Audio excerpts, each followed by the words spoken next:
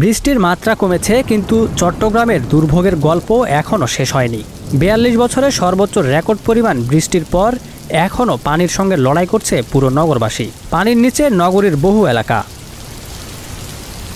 গত কয়েক বছরের মধ্যে রেকর্ড পরিমাণ বৃষ্টির পরও স্বাভাবিক অবস্থায় ফিরতে পারেনি বন্দর নগরী চট্টগ্রাম। বৃষ্টি কিছুটা কমলেও জোয়ারের পানি, খাল, নালা ও ড্রেনেজ ব্যবস্থার সমস্যার কারণে নগরের বিভিন্ন এলাকায় এখনও জলাবদ্ধতা রয়েছে।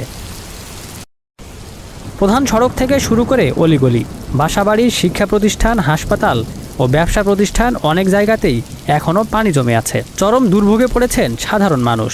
সবচেয়ে বেশি ভোগান্তিতে পড়েছেন ব্যবসায়ীরা।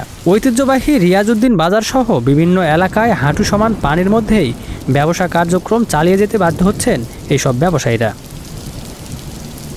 জলাবদ্ধতার কারণে অনেক স্কুল, কলেজ ও মাদ্রাসার কার্যক্রম ব্যাহত হয়েছে।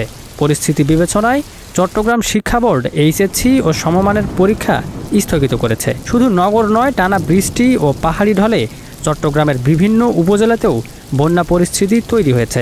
বাঁশখালী, হাটহাজারী, রাউজান, রাঙ্গুনিয়া, বোয়ালখালী, সাতকানিয়া ও সীতাকুণ্ডের অনেক নিম্নাঞ্চল পানিতে তলিয়ে গেছে। এদিকে বৈরী আবহাওয়ার কারণে সন্দ্বীপের সঙ্গে নৌ যোগাযোগও ব্যাহত হয়েছে। চট্টগ্রাম সিটি কর্পোরেশনের মেয়র জানিয়েছেন, রেকর্ড বৃষ্টির কারণে কিছু নিচু এলাকায় পানি জমেছে এবং দ্রুত পানি অপসারণের কাজ চলছে।